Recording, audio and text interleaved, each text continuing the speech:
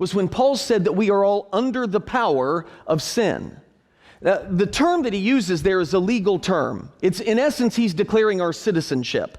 All right, so we went on a cruise this last fall. My family did.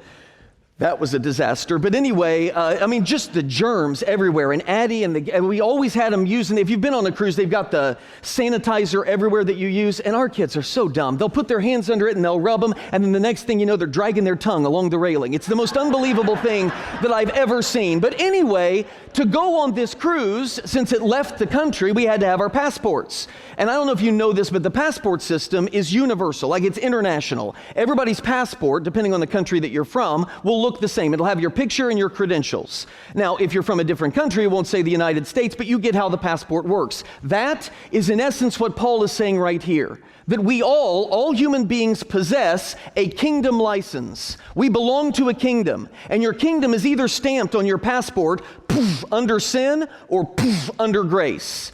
And here is what Paul is proclaiming. All of us, no matter how religious you think you are, poof, it is stamped under sin. That's who we are. All of you religious Jews that have been doing all of these practices and doing all of these things, you are under the power of sin. That's his stunner in these first two chapters. That's where he drops the bomb. Jew, Gentile, religious, non-religious, you are all stamped under sin.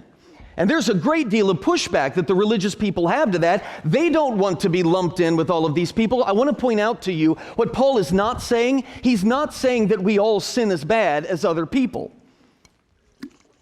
You may be more sinful or less sinful than I am. He's not saying that everybody's at the same level of sin. He's simply saying that our legal position is the same.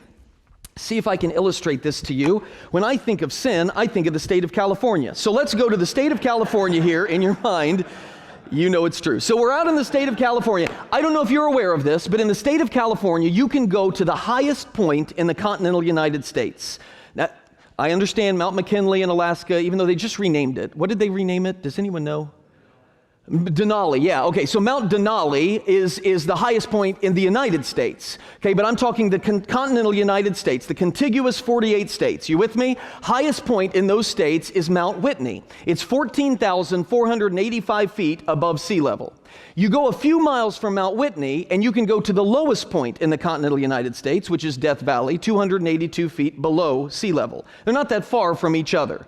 Okay, now if I'm in the state of California and I decide I want to leave the state of California, how much sense would it make for me to say, I'm done with this place, I'm out of here. I'm going to the top of Mount McKinley. Or no, not McKinley, that would be out of the state. I'm going to the top of Mount Whitney. And I climb all the way to the top of Mount Whitney and then believe that I'm out of the state of California. It doesn't matter if I've gone up, I'm still poof, within the boundaries. Or I say, I'm getting out of here. And I descend to the depths of Death Valley. It doesn't change the reality that I'm still within the borders of the state of California.